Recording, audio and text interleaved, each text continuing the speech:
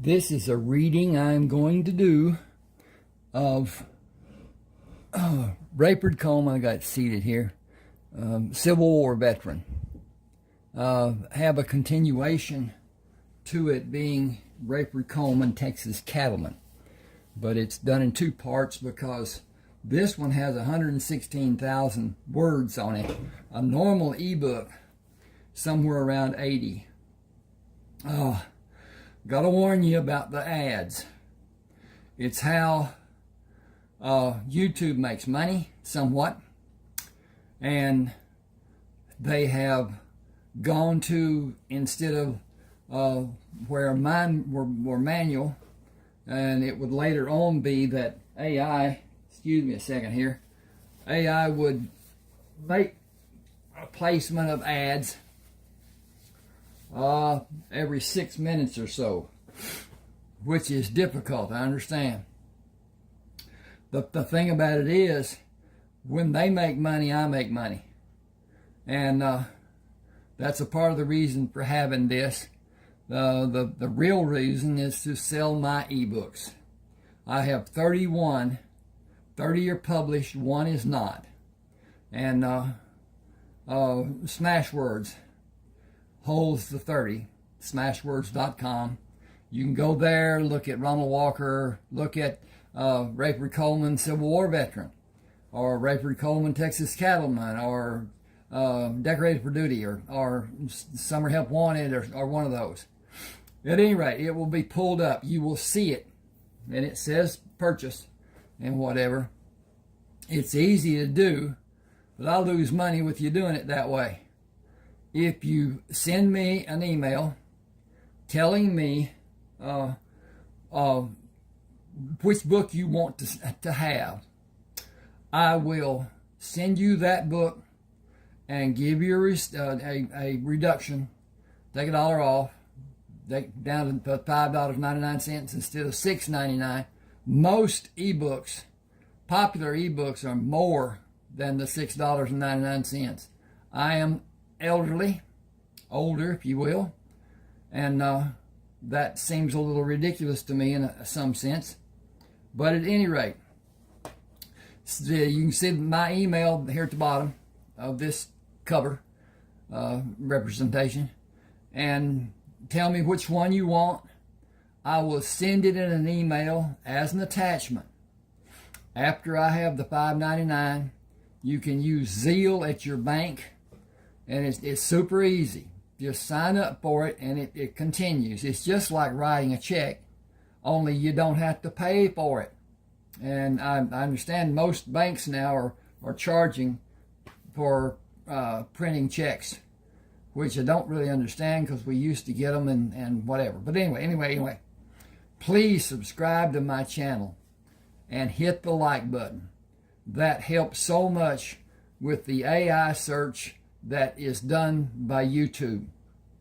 And it's one of those things. This is about Rafe Coleman, Civil War life and after.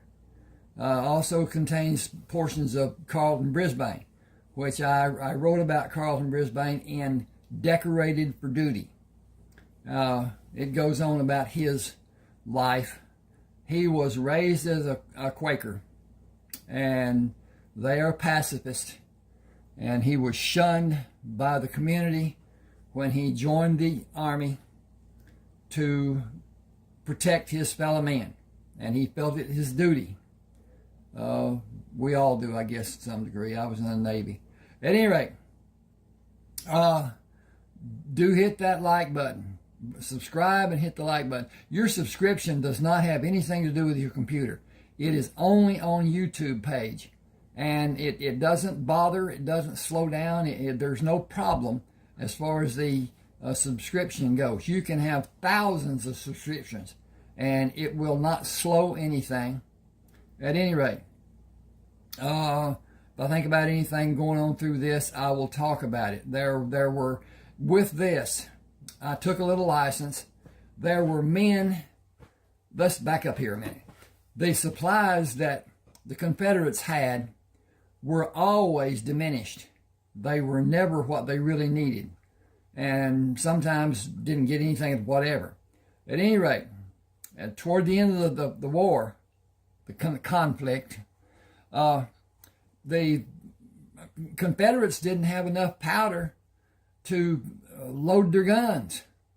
And they were mostly flintlocks, mostly you get as much harm to you as you might do to somebody you're trying to shoot. Burn your hand, burn your face, whatever. The old gunners for the Navy were all burnt because they were near where the firing was going on, and when the flame and whatever came out of that fuse hole, when it blew up, they caught part of it. And so they looked burnt, and they were. At any rate, I'm going to start here. This is chapter 1. It's going to be lengthy because that's what people have asked for. They want to be able to stand and prepare food, wash dishes, do whatever they're doing, and work on the car, whatever, and listen to it being read. So here it is, but they want longer. I've been doing 35, 40 minutes or whatever because YouTube has a restriction on length of videos to some degree, but I don't know what they are and don't have a way to find out. Hold on to it. Whatever.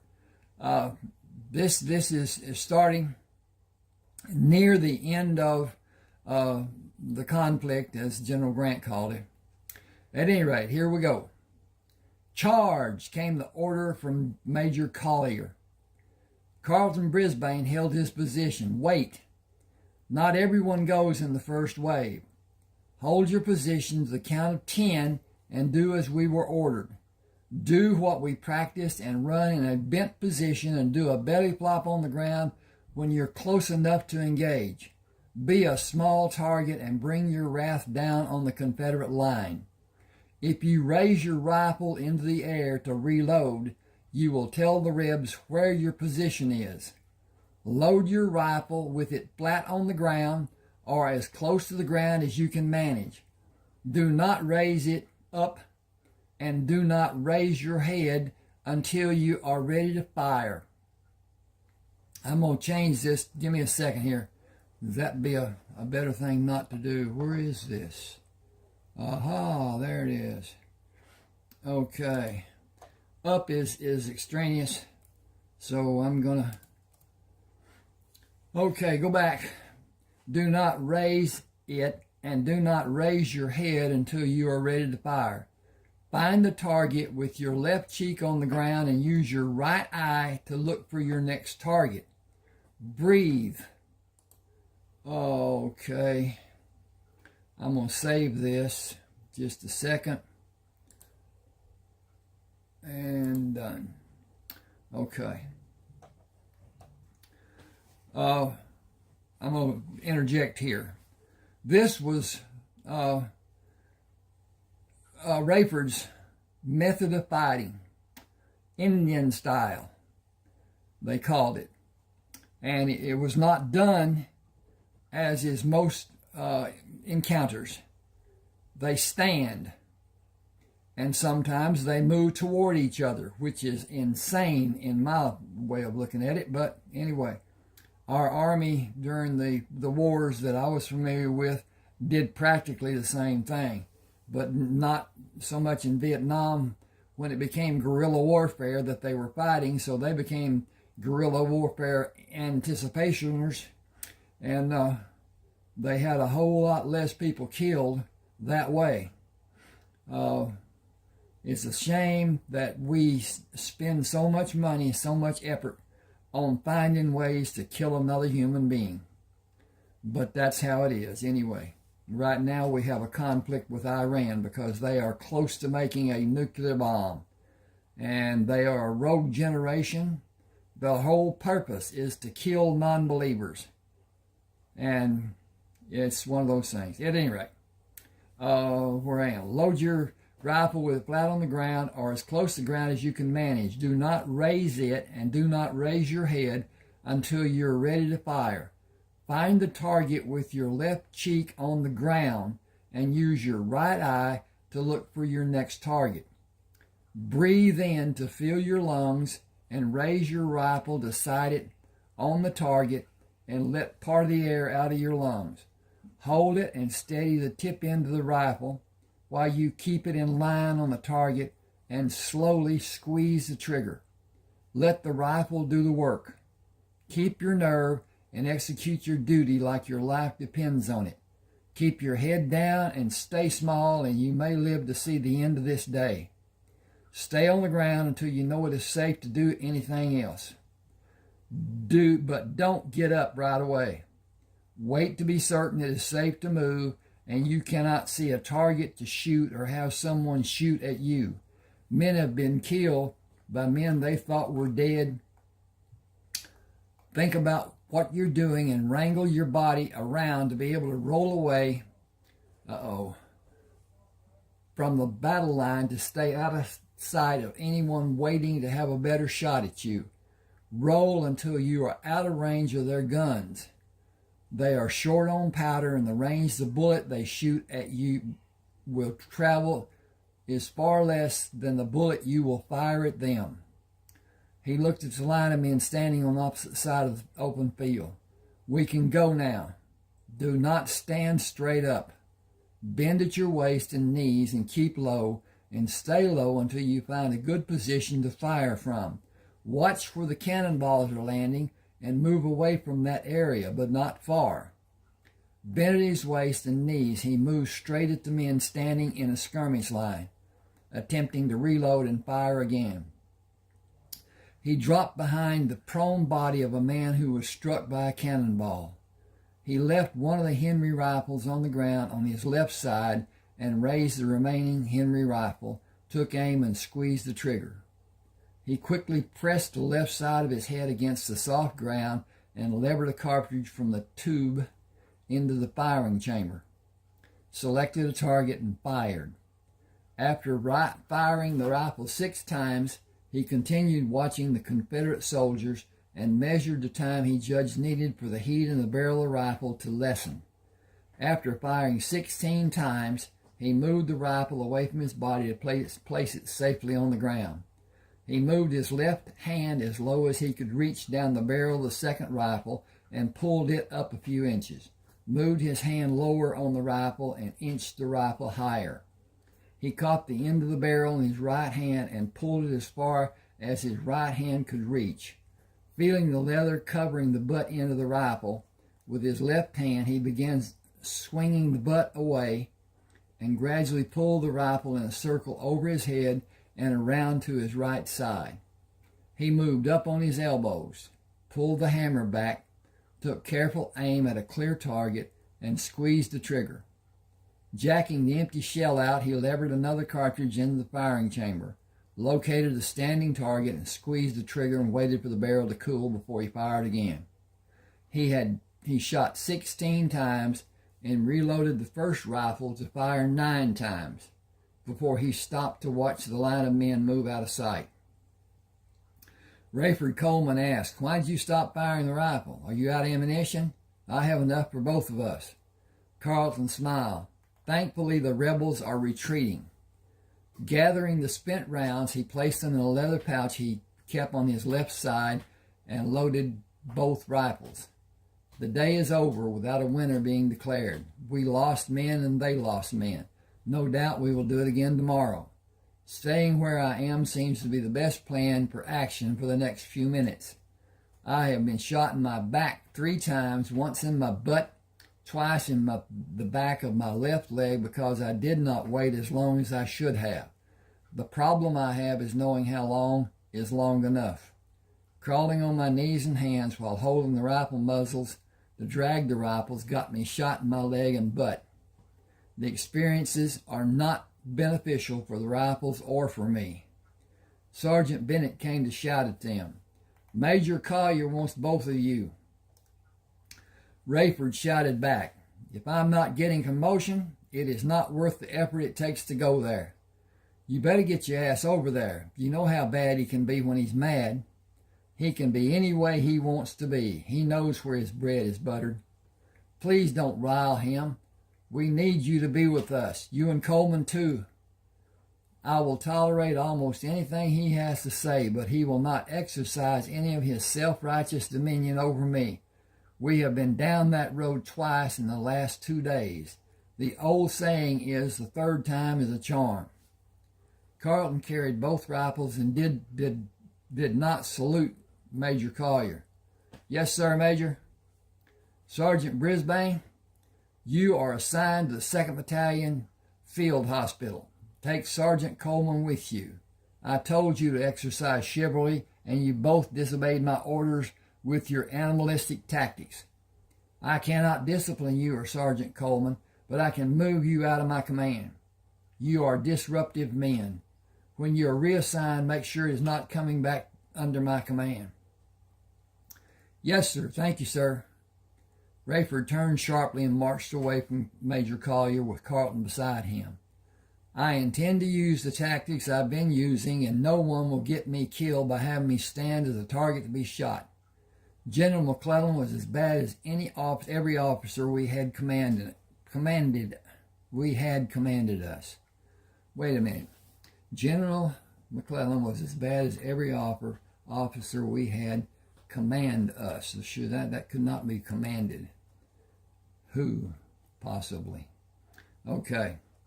War is not gentlemanly. It is not courteous or chivalrous. It is stupid for anyone to believe. That is stupid for anyone to believe. Carlton remained grim. What is even more stupid is working under a doctor in another field hospital. I will not accept being assigned as Major Collier ordered. I am going to see General Grant. Get your gear, find him out, and come with me. This day will be an awakening or disaster according to what General Grant wants it to be. If he offers a drink, take it and wait to follow what he does. It will be a test. Do as he does, and the verdict of the test will be in your favor. I think I need a comma there. Let's see what it says. It says, no, do as he do. Oh, they stopped when 2 soldiers blocked the road. What is your business, Sergeant? Administration duties for General Grant. He is in the big tent in the center of the camp. The soldiers watched Carlton and Rayford ride toward the encampment. You did not follow instructions. I know those men, Sergeant Brisbane and Sergeant Coleman. What are they that you would disobey orders? Decorated men looking for a sit-down with General Grant. Are you brave enough to ask to see him? I am not brave enough to do more than salute and keep my eyes front and center when I meet him or anyone on his staff. That position may serve you well. They will be welcomed to his tent and probably enjoy a private meal with the general. We will be standing duty and wondering what kind of weather we're going to see. 2 soldiers took the horses when Carlton and Rayford stopped at the right side of the tent. I do not know how long we will be here. After a few minutes, let them drink. I'll tell you if you need to do more with them. Yes, sir, Sergeant Brisbane. General Grant knows you are here. You can go inside, sir. Thank you. Rayford, we are next in line. I hope it's a party and not a hanging. General Grant sat behind a large desk. Why would it be a hanging, Sergeant Coleman? Disobeying orders, sir. I countermanded the orders. Okay, let's make them those orders. Oh, S.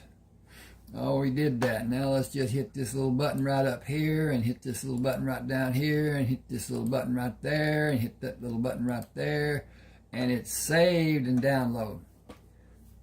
Oh, I countermanded those orders. You are both advanced to the rank of lieutenant. You both received accommodations for services rendered. You are subsequently assigned to Colonel Jacobson under Major Nilsson. You will train the troops in any manner you wish to have them learn. You will not face opposition from Major Nilsson, and certainly not from Colonel Jacobson. Draw proper uniforms and new firearms and ammunition from the quartermaster. First, honor me by having a glass of wine. I will invite you for dinner tonight. Only previous plans were made for me. I will send for you at another time. Carlton waited for him to pour 3 glasses. Will you permit us to wear what we have now? We will not have an occasion to use the new uniform, sir. You will when I send for you.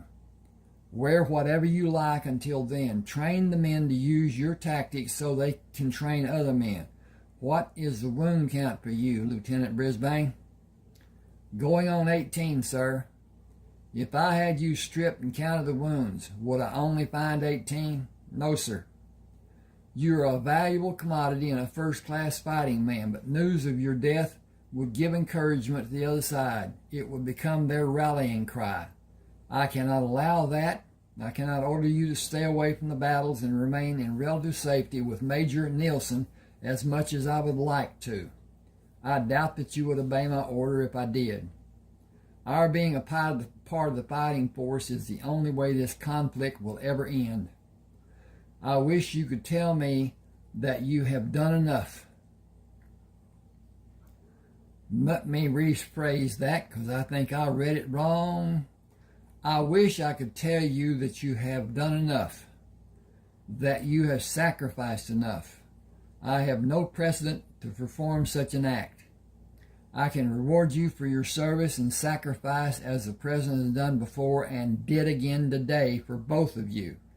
Bottoms up and join Major Nielsen. Thank you, sir. No more wounds, either of you. Rayford shook his hand. That is easier said than done, sir. You have the rest of today to prepare the group of men, and you could stay with Major Nielsen until you have the men of that group prepared and sufficiently practiced before you begin the training of another group. You have no need to take the field. Carlton placed the empty glass on the desk. I would feel like a coward, sir. We will do both with preparations and actions. I had no illusions of what you will do. Get busy. I'll always have someone wanting something. That's how my day normally goes.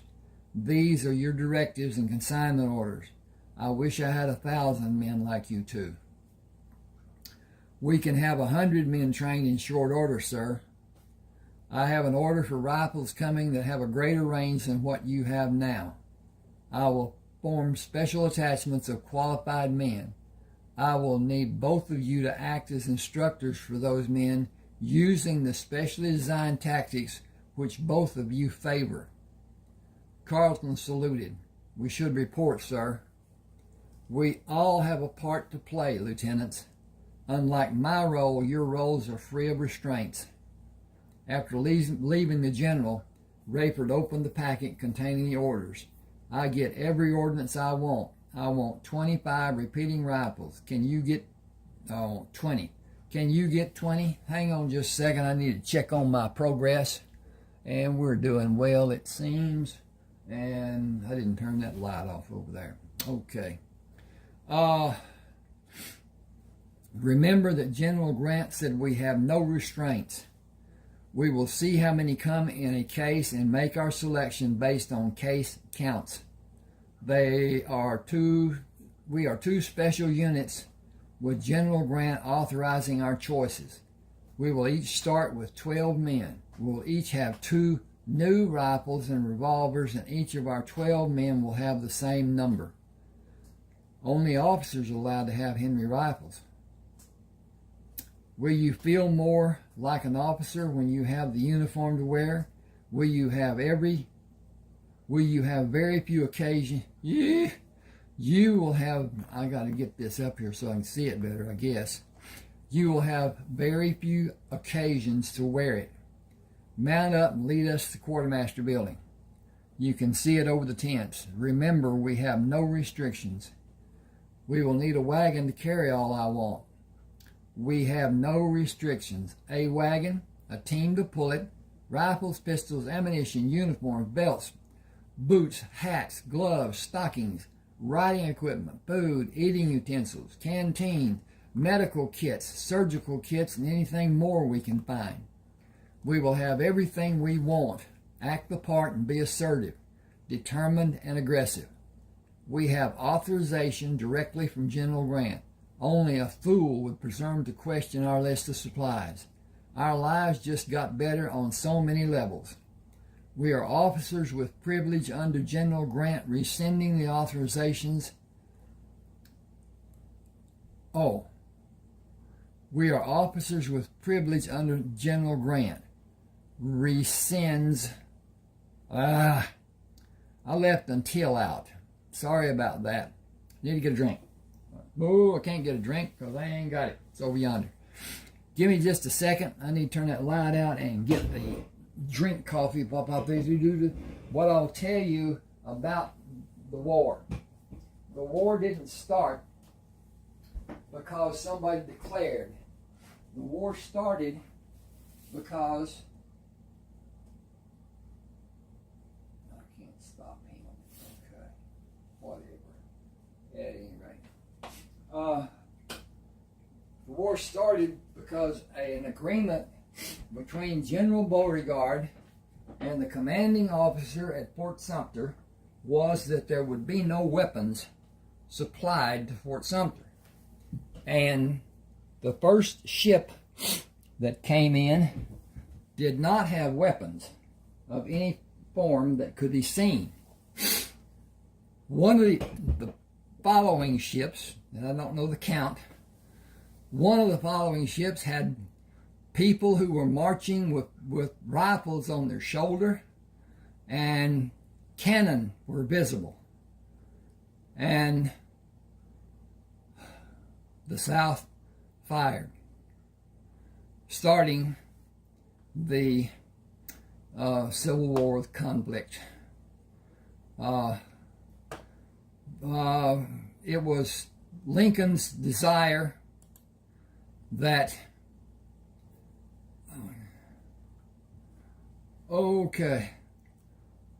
that the South be industrialized like the North and build the economy.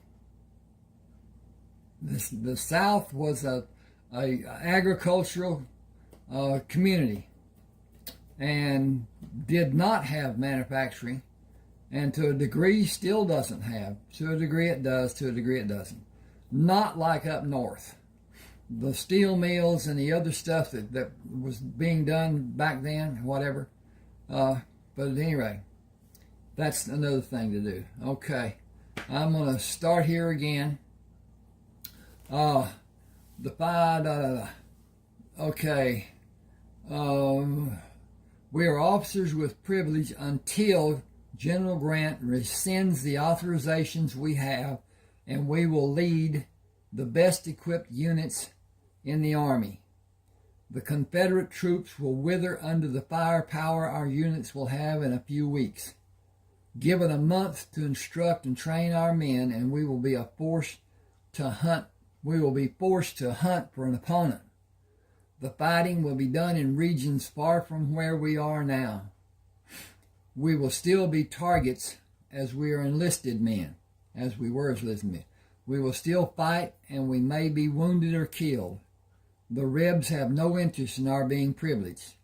We cannot wear anything shiny that may draw attention to our position. I will continue the actions warranted by experiences. Just a second, I need to get readjusted. I got the chair back too far. Don't have a microphone, just a telephone microphone, and it's insufficient to some degree.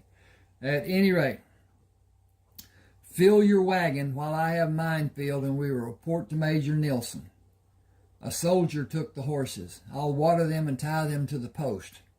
See Captain Gorman inside. Carlton and Rayford moved up the steps and saluted Captain Gorman. We have authorizations from General Grant for all we will need. Tell Sergeant Klein what you need and sign the supply chit. Will you have 2 wagons brought to the back to be loaded? Will you have 2 wagons brought to be loaded? They will be waiting at the rear of the building, and more will be brought around if they are needed. He looked at Rayford. Tell Sergeant Morton what you need and sign the supply chit. He and Sergeant Klein will have the wagons loaded. What units are you assigned to? Both of us will report to Major Nilsson, who is commanded by Colonel Jacobson. Major Nielsen is from the same county in Alabama as me. I have not seen my home since the war started. I got to go home every 6 months before the war broke out. Can I see your papers again? Are you Sergeant Brisbane? Have you recently been promoted to the rank of full lieutenant? I received the promotion today. You saved my brother when another doctor said he was dying and to let him. William Gorman. Captain Gorman, I dressed his wounds and cared for him for more than a month. Is he still with McClellan? He died last year. I am sorry for your loss. He was a good man and a fine officer. Thank you. He waved his hand in the air. Sergeant Klein, Sergeant Morton, take care of the needs of these men. Everything they need will be loaded in wagons at the rear. Have them sign for the supplies. Orders from General Grant. What unit will we list? You can fill their request as ordered by General Grant. Do I need to say more? We will do as you ordered, and you do not need to say more, Major. Lieutenant Brisbane, please come with me, sir. Sergeant Morton saluted Rayford. I'll be honored to help you, sir. Please follow me to the warehouse. Thank you, Sergeant. As they entered the warehouse, Sergeant Morton did a wide sweeping with his left hand. Where do I start? A new uniform? That will be suitable. Then about half of everything you have to offer. One wagon may not hold all it seems that you want. We were ordered by General Grant to train the men. We cannot do that without equipping and supplying them with what they need, and I cannot perform as I desire without the needed equipment and supplies. I will not change the order to fit into one wagon. You may see this to be taking inventory from your warehouse, but it is not yours or the United States Army property. It is supplies and equipment belonging to the men fighting this war. I can cause you to have a problem you will not easily live with if that is your choice.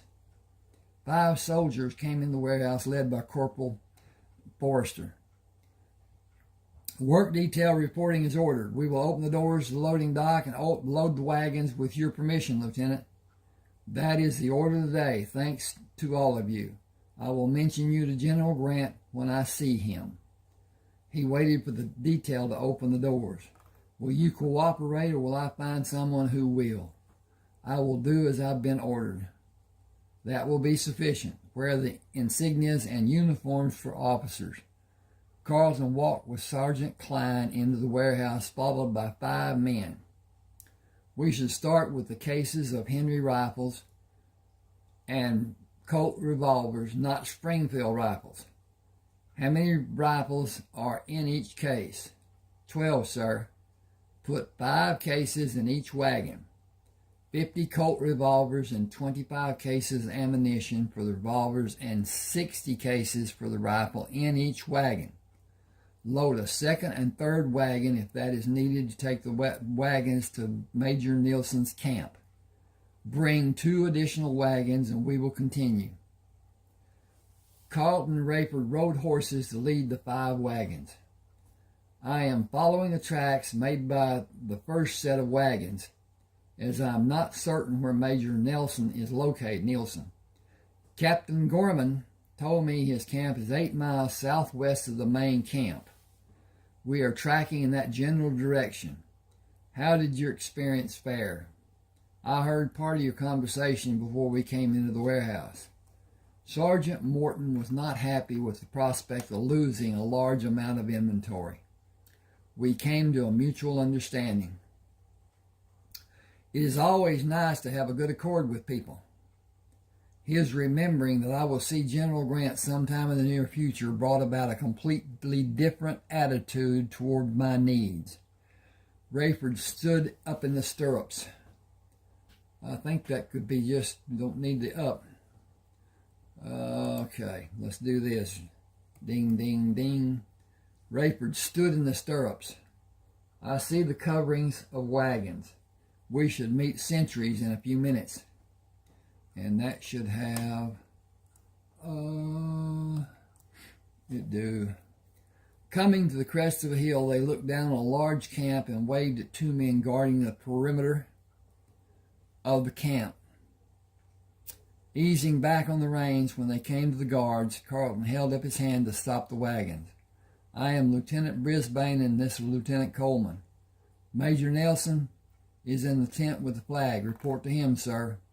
The guards moved to see opposite sides of the wagons and moved back to their original position when the wagons passed by them. "Lieutenant Brisbane has been wounded more times than any man in American history. It is rumored that he has killed more than 1,000 men." Can one man kill that many? When he enlisted, he was carrying his own weapons. Rumor has it that he killed as many as 40 men a day on some days. With all the battles that have happened, it is not beyond reason for him to have killed that many and many more over the last 3 years. It has been said that tomorrow we will face the best soldiers the Confederacy has. That's the reason General Grant sent so many soldiers to help. The first 6 wagons that come in were loaded with rifles and ammunition. Lord only knows what's in the last 5. The top coverings were lashed down, the rear opening was drawn shut.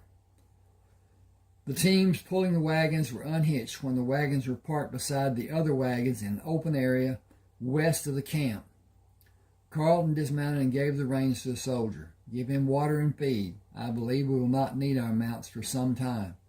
He looked inside the tent and saluted Major Nelson. "Lieutenant Brisbane reporting for duty, sir." "Come in. Bring Lieutenant Coleman with you. I had a message from General Grant. You and Lieutenant Coleman will instruct our most accurate riflemen in new tactics, such as the American Indians of the Southwest developed." "That is true, sir, to a small degree." "The men are assembled at the wagons. Will you be able to properly indoctrinate them before the evening meal is served?" "How many men are assembled, sir?" 40 men volunteered. You will each have 20 in your squad until you increase the numbers. We brought 120 Henry rifles. More rifles will be needed, but ammunition for the different weapons being used by this complement of men requires separate storage for each caliber. Tomorrow will be a challenge for both sides. A major loss for the South will be turning point. I'm going to put something here. Just give me a second. Let's see where we are. Hang on with me just a second. And there's that. Hit that button. Go down here.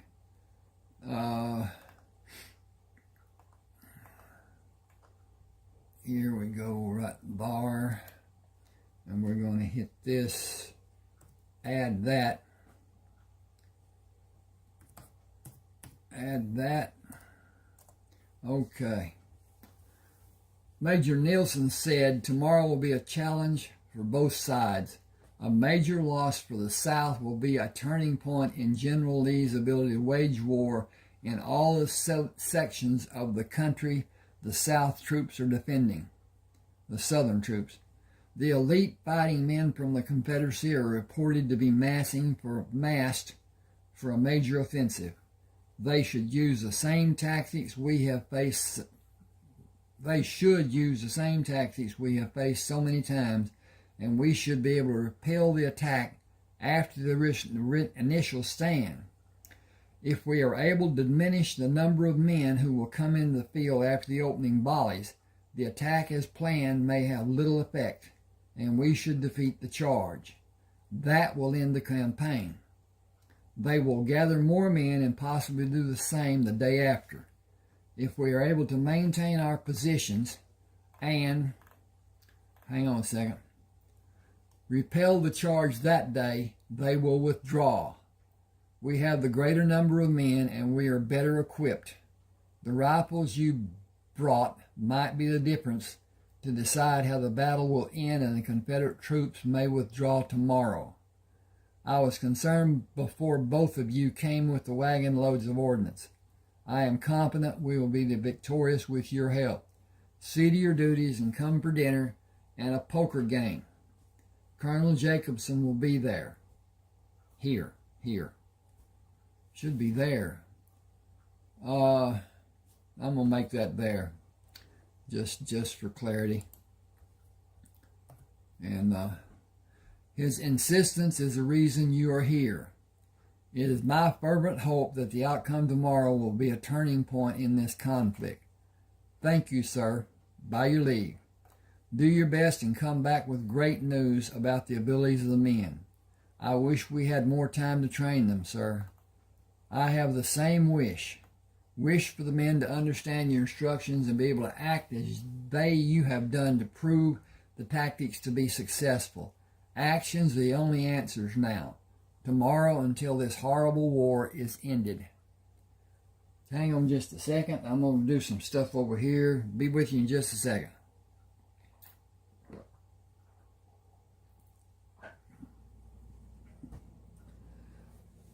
Carlton held the rifle over his head as he entered the clearing. Formed 2 sets of ranks of 5 men, 4 deep. We will begin instructions immediately. We will have no need for names. This exercise is being carried out to teach you a new method of preparing for acting in and accomplishing success in the field tomorrow and the following days. I see I have 23 men and Lieutenant Coleman has 22. Each of you will have rifles issued to you after this exercise. Form 2 circles and give us your complete attention. We will listen to questions after these exercises are completed. We will teach you how to approach the position you will take in the field and how you will manage your actions during the battle. We will act as an example for the actions you should perform tomorrow. Open a space to allow us to enter the field and establish a position to fire from. Your new rifles will hit a target at a greater distance than the opposing men will be able to shoot. We will demonstrate how to calculate a necessary distance after demonstrating what your actions should be. Both Carlton and Rayford moved outside the 2 circles and approached in bent postures. Keep your head down, shoulders forward, bent at your waist and at your knees. Present a target that will be too small at a specified distance for a man to accurately fire his weapon at you. When you reach your desired position, drop into a completely prone position, flat on your chest and thighs with your toes pointed outward from your body. Keep your toes in that position until the skirmish is over. Move from side to side, always facing the enemies as you progress to the firing position. Be the smallest target that you possibly can. Carry your rifle in one hand with the muzzle pointed at the position you will take, and when you start to fall on the ground, drop the rifle to place your hands on the ground. Turn your face to have your cheek on the ground and locate the rifle. Rub dirt on your forehead and face before you begin your approach to your firing position. With your cheek on the ground, apply dirt again and pull the rifle towards you. It will have a cartridge in the chamber. Pull the hammer back and bring the rifle up to the point it will be in when you bring it to your shoulder to fire. Do not raise your head to locate a target. Just move it along the ground to see with your right eye if you're right-handed. If you're left-handed dominant, you will have a choice to make. Live or die. No rifle has been built to accommodate your need. Shoot from your right shoulder and keep the target you offer as small as possible. I prefer to be on my elbows, but I have turned to be on my left side and fired from that position. Does any man think you cannot perform in the manner we have demonstrated? I will understand. It is not chivalrous or ethical. It is efficient. I am curious to know how long any of you have been in the field. Anyone who joined in 1861? No one answered. Has anyone been in this army longer than 3 months? 2 men said yes. What experience do you have in the field? None, sir. We were in commissary. Do any of you have field experience? No one answered. Everyone who has experience ever shooting a rifle take 2 steps away from me and from Lieutenant Coleman. The circle of men all backed away from Carlton. The circle of men around Rayford also moved away from him. That is encouraging. You will have time to become accustomed to handling the rifle, and we will demonstrate how the rifle and tube under the barrel are loaded. Listen to me, both groups. Action should be done in a prone position to let you continue to be a small target. This being your first experience in the field will guarantee a sore shoulder at the conclusion of the battle. As you fire the rifle, push through the pain. If you have means of securing padding of some nature to cover your shoulder, use it, but never allow it to hinder the act of firing the rifle. Watch where cannonballs are falling and move away from that position, but not far. The Confederates do not have powder and ball to fire the cannons more than 3 times, or the men using muskets will not have powder to load and fire at us. Give me your most concentrated attention, because this is as important as anything you have ever seen. Watch as we load the tube and the rifle. Remember how both are done. Your life depends on you being expert at doing them and doing them fast, but not carelessly. After filling the tube and placing a cartridge in the firing chamber, Carlton brought the rifle to his shoulder to hold in the firing position. A few things more for you to remember. The tube operates best with 15 casings. Place one in the firing chamber and the rifle will fire 16 times. When the flesh of a man is torn by a projectile moving at incredible speed, you do not need to shoot at him again. First, it is not needed, and when he is hit, the man will naturally fall. It may not be immediate, but it is a foregone conclusion. Find another obvious target, but consider the science of metal, such as a bullet passing through the metal bore of a rifle at a speed that is calculated in feet per second. Think about that. Feet per second.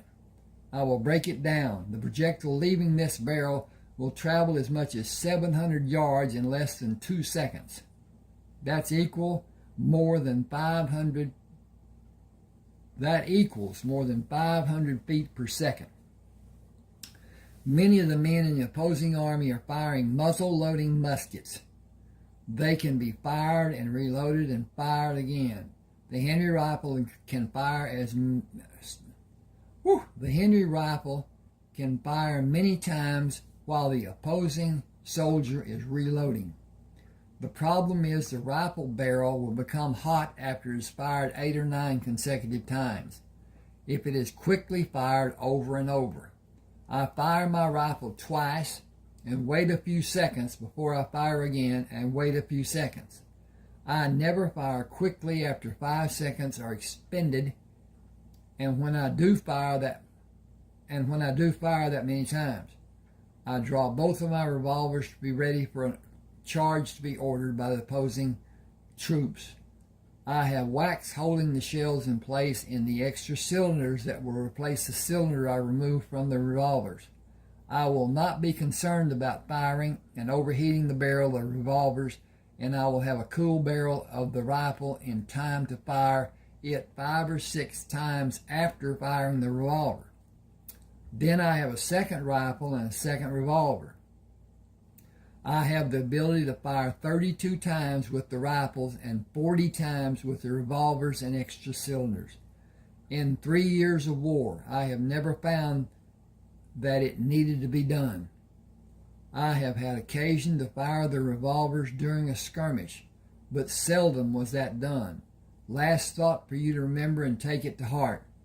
Those other men are not men. They are enemies who want you to be dead.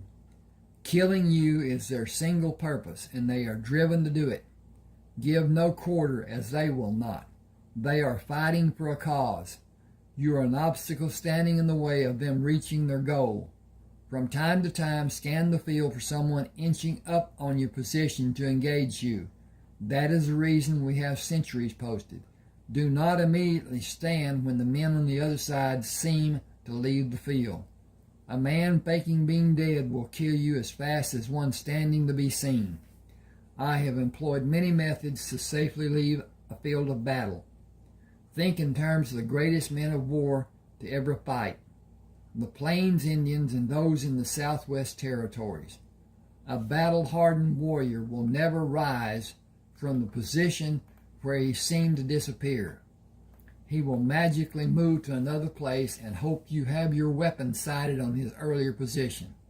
Think like a warrior and use every act you can think of to remain alive. There have only been a few men who were active in conflicts that were never wounded.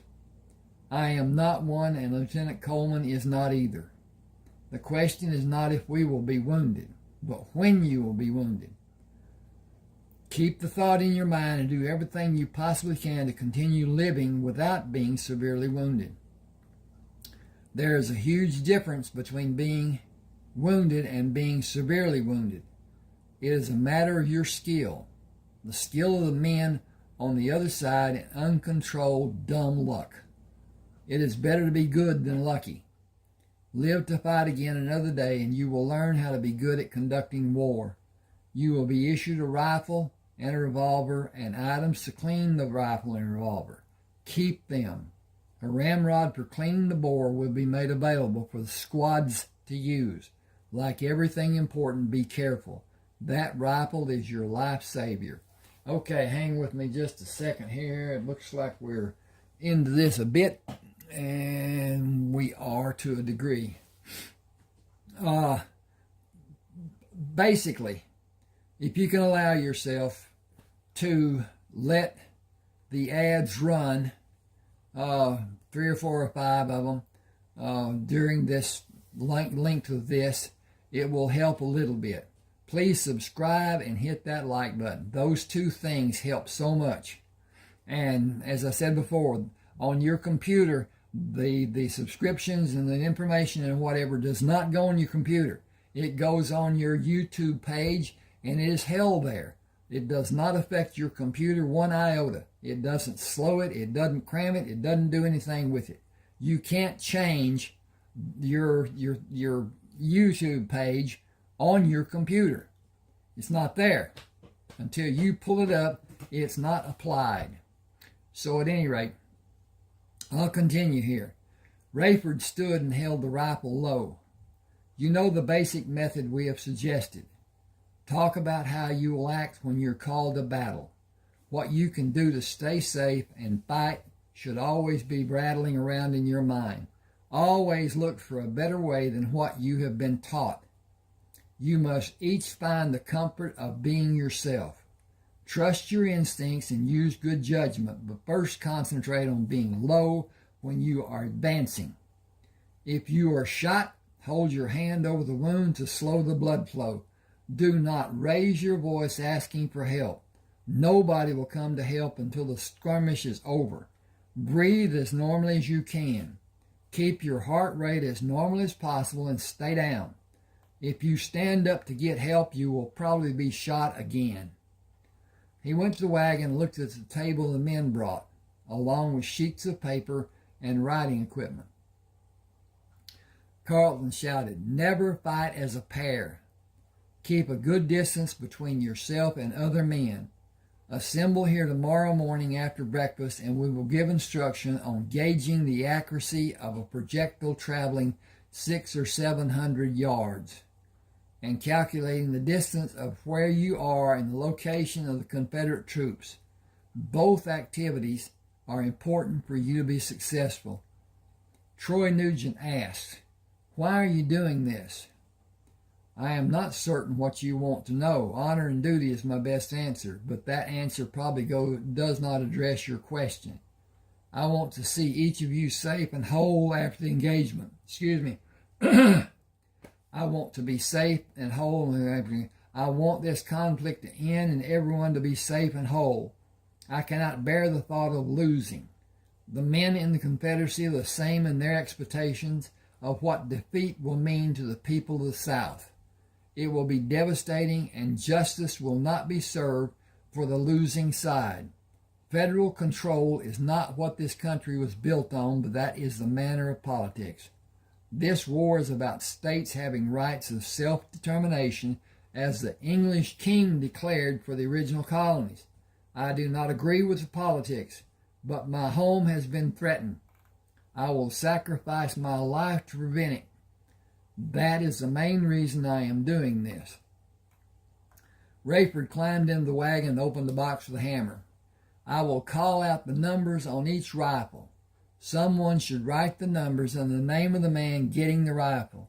Lieutenant Brisbane will dispense what you will need to clean the rifle and the ammunition for the rifle and for a revolver. You will be issued a knife and scabbard and a revolver, belt, and holster before everyone is issued a rifle. Sergeant Brendan stood behind the table holding an ink pen. I am ready, sir. Then we can begin. Call out your name and number, and if you are in my squad or with Lieutenant Brisbane. We need to know those 3 items of information for them to be recorded. Move away when I give you the rifle. Disbursement of the arms was quickly accomplished when Carlton took a rifle, pushed the lever down, and opened the chamber. First, push the rod down the barrel until you are able to see it enter the chamber and slowly pull it out of the barrel. Attach a patch. Dip it in the cleaner and run the rod and patch down the barrel. Run it out and discard the patch. Pull it out. Pull it out and discard the patch. Attach another patch and dip it in the cleaner. Run it down the barrel and pull it out. If the patch is relatively clean, run the rod into the muzzle and begin twisting the rod as you push it down until you can see it in the chamber, and remove it from the rod. Attach a clean patch and reverse the process by slowly pulling the rod up and twist it until it leaves the muzzle. Clean the excessive lubricant from the body of the rifle and the barrel until you are satisfied. This is the single piece of equipment you will have that can save your life. Be absolutely satisfied that you have it in peak operating condition when you take it into a skirmish. Will you be able to show the next man how to clean his rifle while you finish cleaning your rifle? Yes, sir. 6 soldiers came from different locations around the wagon. Sir, I am Sergeant Blevins, assigned to guard the wagons with Trowbridge, Hawkins, Tatum, Stevens, and Rollins. Can we get the new rifles too? Do you have Rate as a marksman? I can bark a squirrel at 50 yards. I can put him on the ground while he's still on the limb with a new Henry rifle, sir. We are all skilled marksmen. I have a mission tomorrow. I can use each of you if you're willing to face a cannon crew or more than one. My intention is to eliminate every man who makes an attempt to use the mechanism the Confederates have to launch a cannonball at our troops. Are you accustomed to firing uphill? Take a sight and raise the barrel to compensate. The same is true of distance shooting, except I have specially loaded bullets with maximum amount of powder. They can be dangerous if they are not used within a few hours of being loaded and the projectile is pressed into place. They will accurately reach a man 800 yards from your position with proper use of the rifle. You will not be as accurate shooting from a standing position with that much firepower, and it is not known if the soldiers we will face tomorrow have special rifles made in a foreign country that have a greater accuracy at a greater rate distance than the standard arms we have encountered. We will not linger in one location long enough to be a marked target. Guerrilla tactics, the Spanish word for the little war. Surprise and ambush tactics, not fighting in the acceptable way. I want to be included, sir. It may be more dangerous than facing the line of soldiers shooting at us. The extra charges in our bullets will allow us to be out of range of the standard weapons the Confederates have. I doubt that they will have a long-range weapon because Europe has promised they will not become involved in this conflict. The French promised General Lee that they would give the South support, and all the prominent countries voiced their opposition to it being done. The French would contend with the American Navy, and I believe that would be a catastrophe for them. Did you watch the performance Lieutenant Coleman and I enacted about staying low when we approached the firing position to engage the Confederate Army? I believe we are aware of the intention. Excuse me a minute. Oh, I've got to check on this thing. And we are about halfway finished.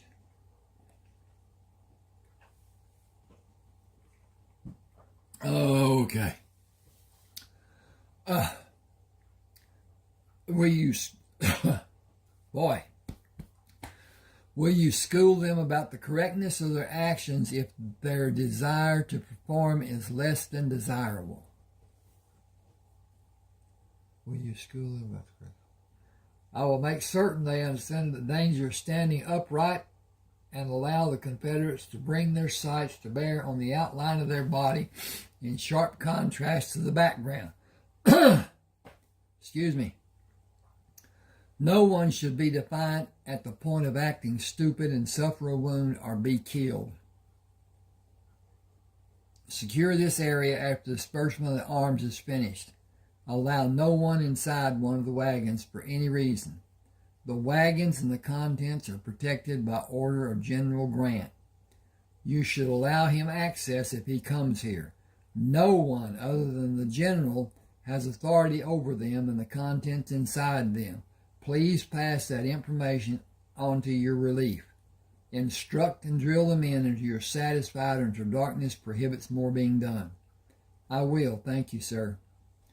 Rayford found Coleman arranging the articles the horses would carry to the tents they were assigned. It seems you have the situation well in hand. This is the most difficult activity we will endure during this conflict. It is always a matter of placing something in a different location or elevation than the original position, while the horse patiently waits for the ordeal to be completed.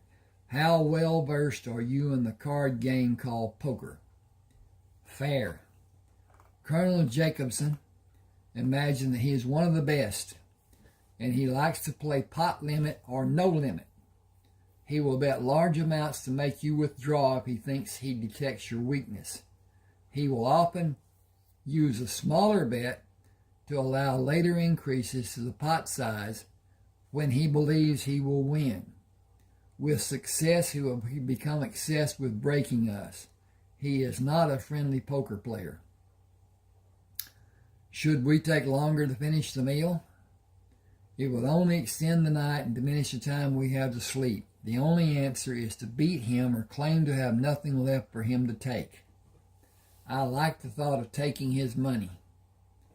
That is what we should try to do after we store our belongings. Rayford gave the soldiers the reins to the horse Carleton rode earlier. Our saddles and bridles are marked. Come with me to Major Nelson's tent. Stay to see if he will need his horse tomorrow morning. He asked for his mount to be delivered after sunrise. We will have an early start and be in the field ready for the Confederate troops to assemble. I believe the noonday sun will see the battle occur when the Confederate troops routed long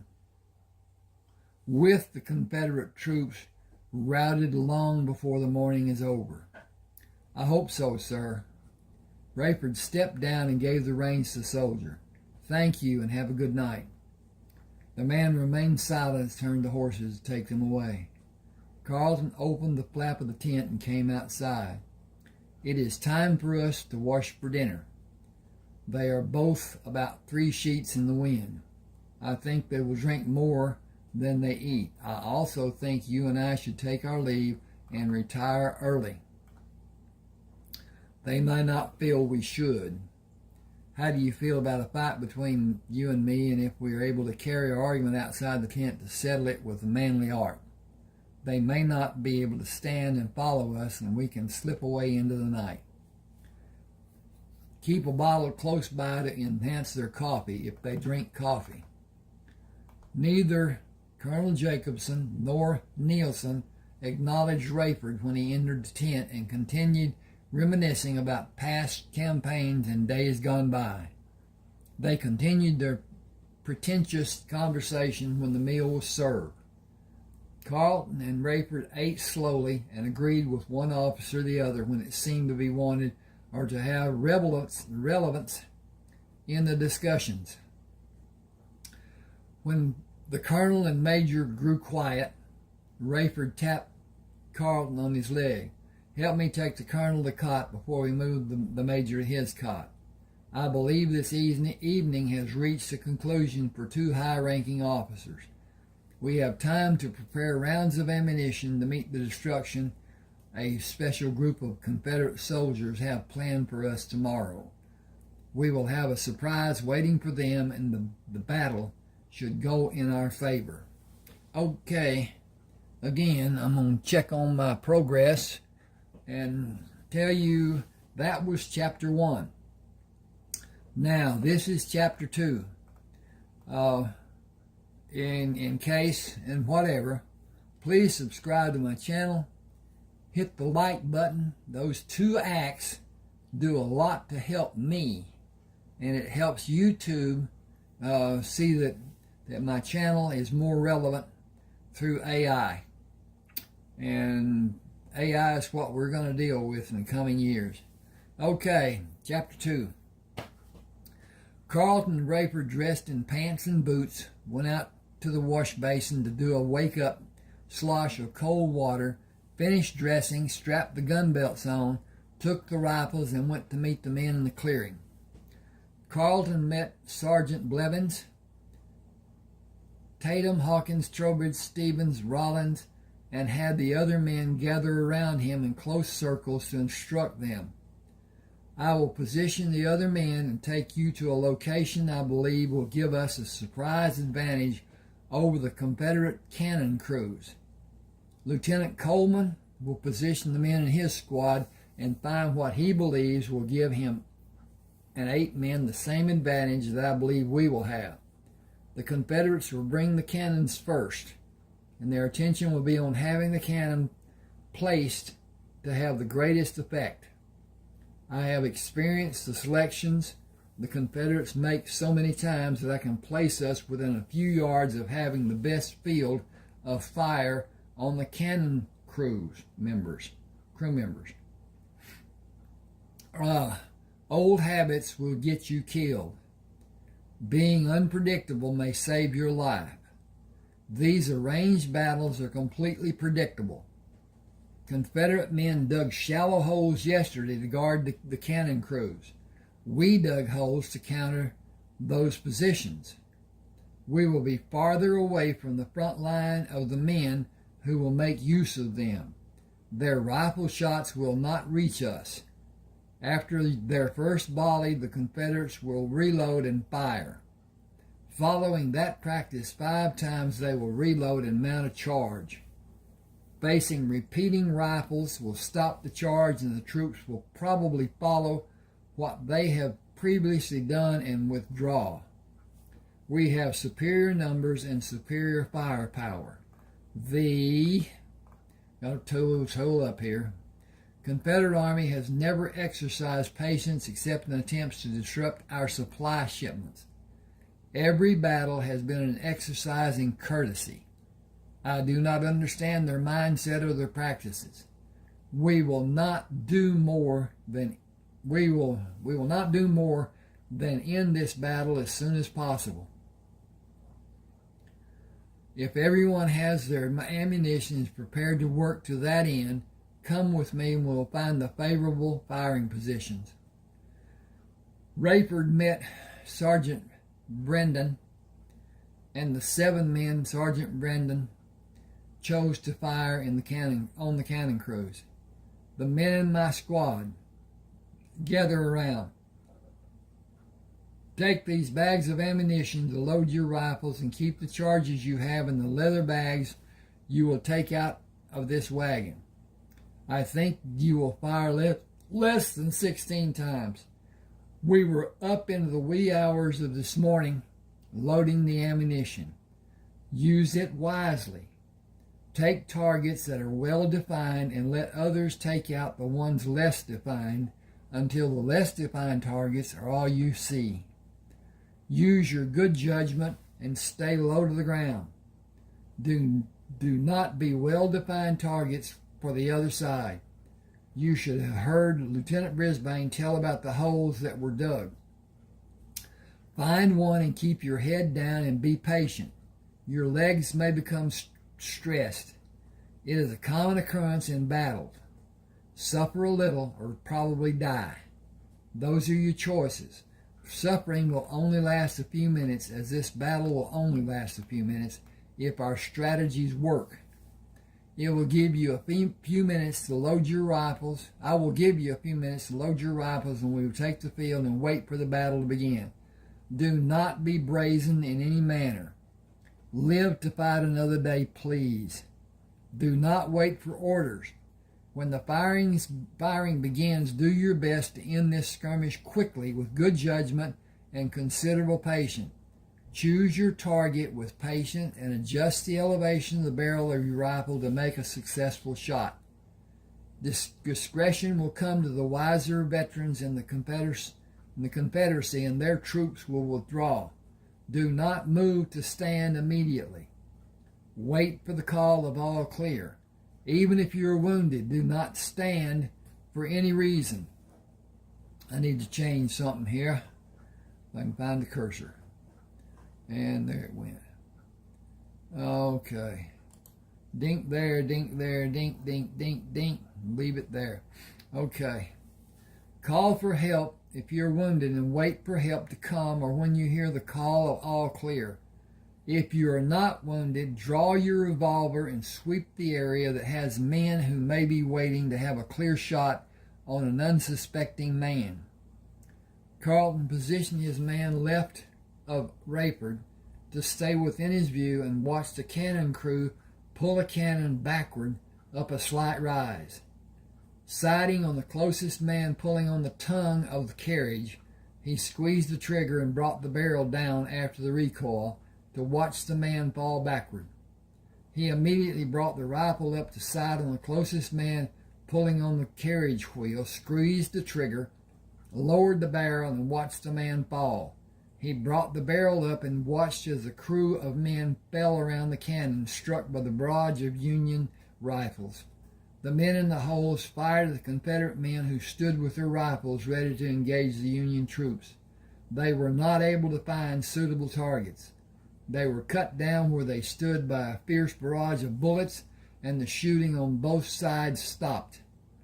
Men attempting to move the bodies of the original cannon crews were perfect targets for Carleton and Rayford's men. Another line of men moved to reinforce the position of the fallen Confederate troops. They were immediately eliminated. Men crawled to drag the lifeless bodies away from the two cannons, and the crews of men attempted to move the cannons. They were systematically eliminated. A third line of men moved to take a prone position to fire on the Union troops with a second line kneeling behind them. The noise of both Confederate and Union troops firing was unlike anything Carleton had earlier experienced. He saw Rayford struck by a bullet to the top of his head. He continued firing and was wounded in the upper left quadrant of his chest. He rolled over on his back and opened the pack to take out a sterile pad to apply on the wound and held it in place. One more reported wound and I will be taken out of this war. I wonder where I'll be sent. I saw a piece of Rayford's head fly up when he was shot. No man could survive that kind of wound. Damn. I lost my best friend.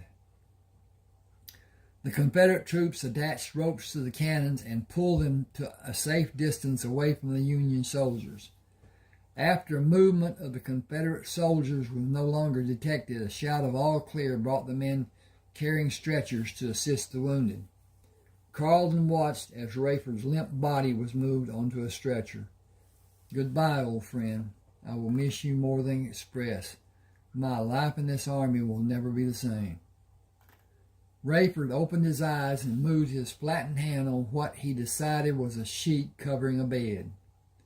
He slowly raised his right foot and brought it down, and raised his left foot and brought it down. He rubbed the heels of his feet on the sheet by moving them apart and bringing them together, then repeated the movements over and over. I need to have a drink. If y'all will wait for me just a second.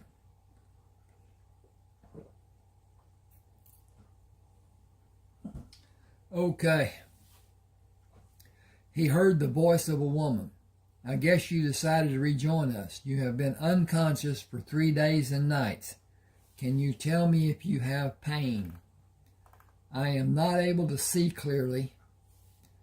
Looking up, I can see something that is the color white. Is it the ceiling? Yes, do you want anything? I am thirsty and hungry, and the right side of my head itches. Are my arms tied? You have restraints. You removed the gloves, and the nurse who was sitting with you placed the restraints on your wrist. You have an open head wound that should not be touched. I will notify the doctor that you are conscious.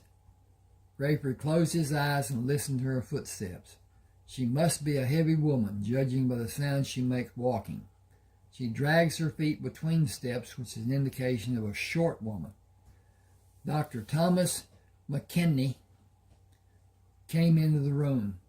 I have one question that had me befuddled since they brought you here. What were you wearing on your head? I am certain it saved your life. It is a soccer helmet I got from an Englishman. It was fashioned in the same manner the Plains Indians make a skull cap to anchor the prominent feathers of a full-length headdress.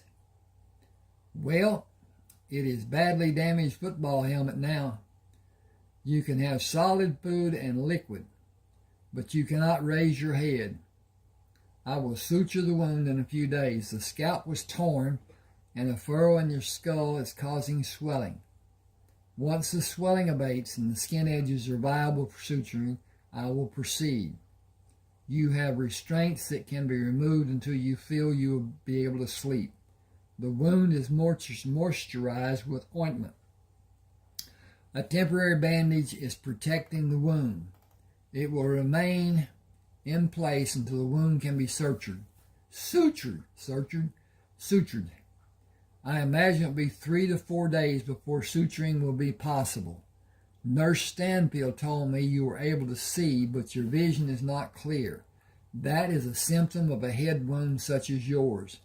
Relaxing and closing your eyes will be the best help for the condition to subside and normal vision returns.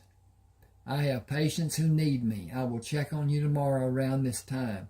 The best medicine for your condition is eating healthy food and giving yourself time to recuperate. It will require more time than you will probably want to endure. You will not be able to continue in the Army. You cannot tolerate the repercussions of firearms in the battlefield. You may never be able to. I will stand in the doorway and talk to you. Repeat what I say if you are able. He went to stand in the doorway and spoke softly. Wellington Methodist Hospital.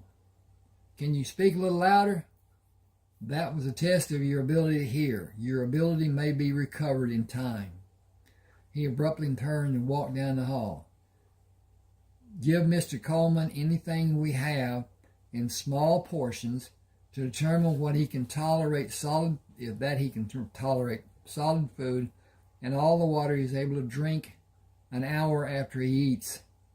Keep him calm as flat on the bed as possible, with no head movement. I would prefer that he not move at all. That is asking too much from him, I'm certain. Nurse Stanfield brought the tray with dishes and bowls covering it. You have not had solid food since we received you. You have no place to go, and haste will not serve you. I will give you small portions and wait for the signs of rejection or tolerance. It is the only means we have to test if you can tolerate solid food. Why shouldn't I? Open your mouth for lemon custard without meringue. You will have an indication in a few seconds. If you become nauseous, this experiment will be over until late tomorrow. I was encouraged when you said you were hungry. That is a great indication that you will be able to tolerate solid food. How do you feel? Hungry. I will not have a problem keeping food down. You must wait for even the smallest portion. You must not raise your head. The pain you will suffer will tell you not to do that. The apparatus you had on your head deflected the bullet, or your life would have surely been ended. What am I supposed to do when nature calls? As you have been doing, as we have been doing. They are normal processes. But I cannot turn on my side. You will only try once, and wisdom will come to you in a flash of excruciating pain. When will I be able to raise my head?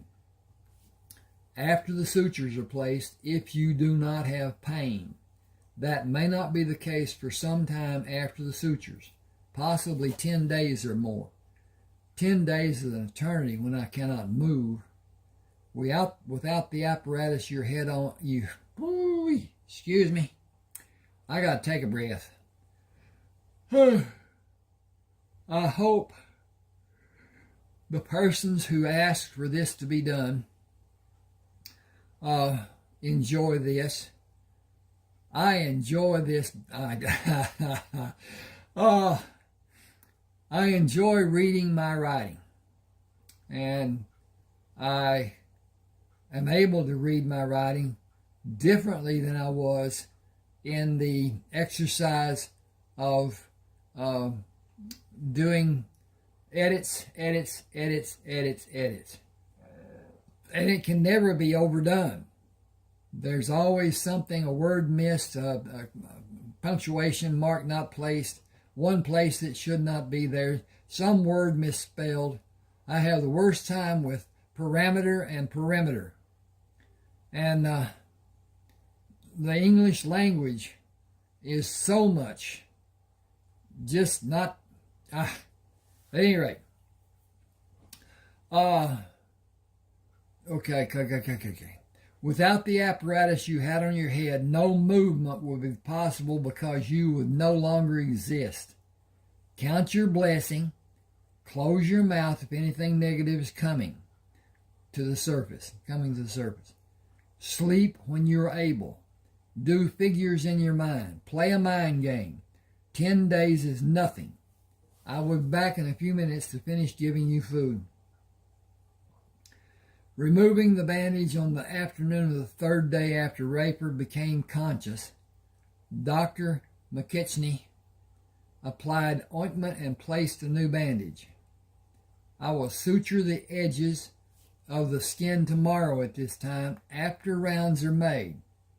You can attempt to raise your head after the sutures are finished. If you are without pain, you may be released a few days later. Observation time is needed to check for infection. Continue as you are with your head reclined. It has not been itchy for several days. I have not suffered any degree of pruritus. Protection is imperative. You may be able to leave the hospital before the end of next week. It will be determined by the advanced regeneration of your scalp and how well you continue tolerating solid food. Can I go to the bathroom before I sleep tonight?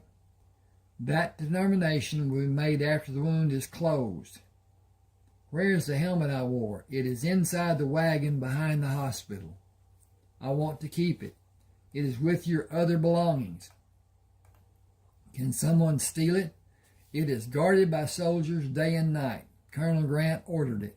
You should not have a concern about the safety of your possessions. Will someone have one of the soldiers come to talk to me? They stand an 8-hour duty. The man on duty now will be relieved at 3 this afternoon. Perhaps he will come. Do you know their names? I am sorry. I will have a message taken to them. Thank you. Will you remain calm and still? I will. Thank you.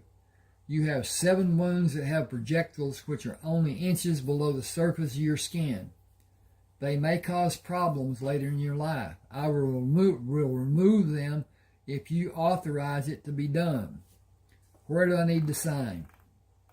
Your verbal permission is all that is needed. I will do the evacuations when you are able to turn on your sides on a table and when you're able to sleep lying on your chest. I sleep equally well on my back or front. I really have no preference. Give me a minute. I will attempt to perform 4 surgeries the first day and 3 others 2 or 3 days later. Other than the fact that I was shot, what happened to me? Why is my vision less than it was before? What will I find to be wrong when I can finally stand up? You will find that you are not able to maintain your balance. You suffered the trauma of being shot. Your equilibrium has been adversely affected, and you will have dizzy spells until your body decides to allow the trauma to dissipate. Dizziness is a term used to describe a range of sensations, such as feeling faint, woozy, weak, or unsteady. Dizziness that creates the false sense that you or your surroundings are spinning or moving is called vertigo. You will find that you have a vast range of problems that your body will attempt to produce a compensation in one form or another. I will not attempt to pretend I know when the process will be completed and you will return to whatever you called normal before you were shot. It is a mystery that has no absolute finality. You may never reach the state you developed through your growth years. You may find you have improvements in certain skills where you were previously deficient or completely lacking in before being wounded. Some may be novelties, while others may be great improvements, physically, psychologically, or cognitively. Your level of awareness indicates that changes have been propagated. It may be years before you are fully aware of the true extent of the changes. He went to the door and turned back. Notice what you will find to be different than before you were wounded. If it is likely to enhance your life, build on that trait. Embrace and nourish it. I'll see you tomorrow around this time.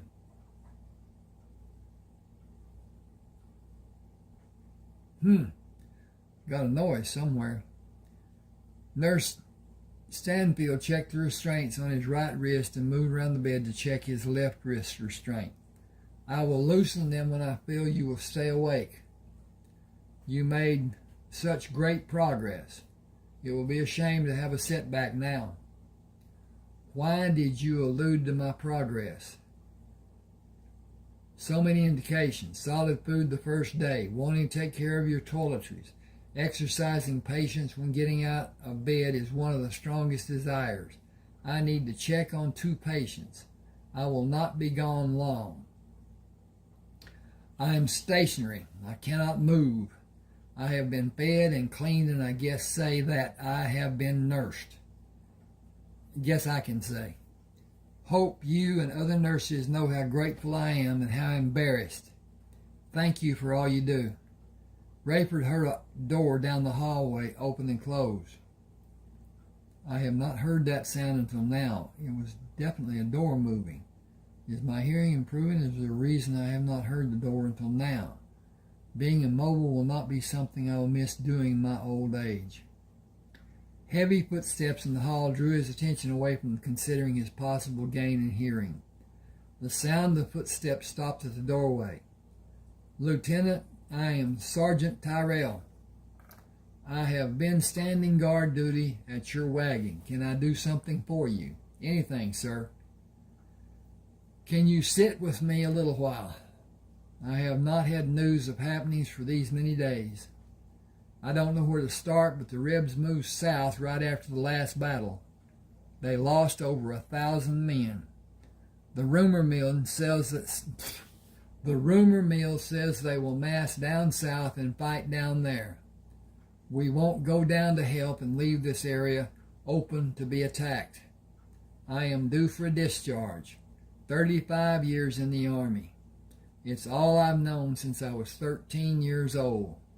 I was a tracker for Colonel Griswold for 8 years, then his advance scout for 6, and I brought in meat for 2 years before Colonel Taylor took his command.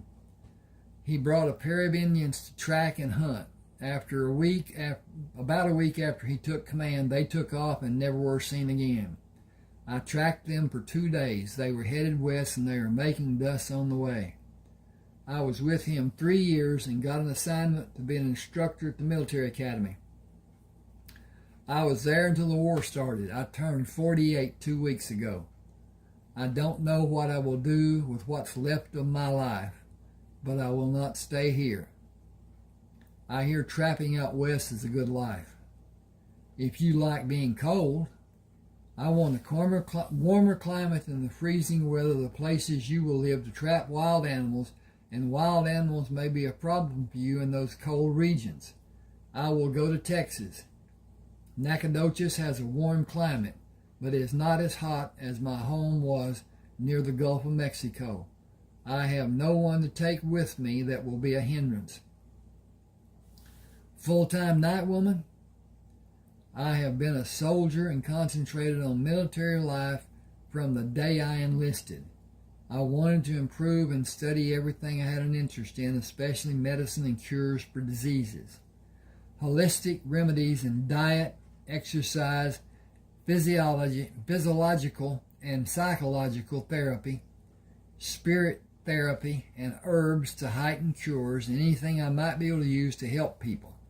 Bad people exist and they do bad things to other people. I believe it is our duty to stop those bad acts before people are injured or killed. It may be far in the future before I'm able to do anything. I am not able to move, not even to turn my head. It is held immobile and I have restraints on my wrists. The doctor and nurse asked me to keep my feet on the bed. My eyesight is not normal. It has only been 8 days since you were brought here. You know a lot about medicine. How long does it take for a cut to heal? It has smooth edges and not torn like a gunshot wound. Your skull was injured too. You can't say what you have or how you are for at least a month or even more. You can't say what you have or how you are for at least a month or even more. You aren't what you were, but what you were is still here. Only the part that ended is important. I can't see anything about you that ended. Can you? Is everything about you still working? No, I think my sensory perceptions are greater than they were. What way? I hear better. The nurse told me to speak up because you had less hearing than is normal. I was taking liberties with the doctor when he spoke softly and said Wellington Methodist Hospital. I found it to be humorous. I cannot explain what it seemed to be, but I asked him to speak louder. He did not find my question to have even the slightest bit of humor. Are you enjoy being here? I am enjoying the fact that I am alive. The Confederates had the ability to shoot farther than I estimated they could. Half inch lower in the bullet strike and I would be in another dimension. I am very much enjoying being alive, which brings my thoughts to the wagon you say is mine. I have no wagon that I'm aware of. Excuse me a second. I'm going to do this again. This time.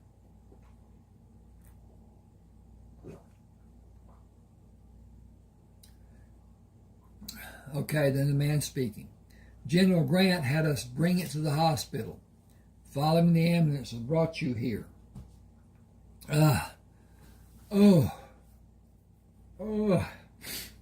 You were out 3 days before you were brought here.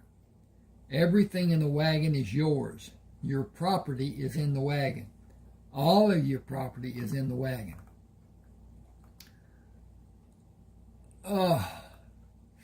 That is a surprise. I have no recollection of having property. I don't know. No one is allowed in the wagon. We have written orders from General Grant to protect it with our lives. He placed his hand on the bed and leaned closer to Rayford. I better go.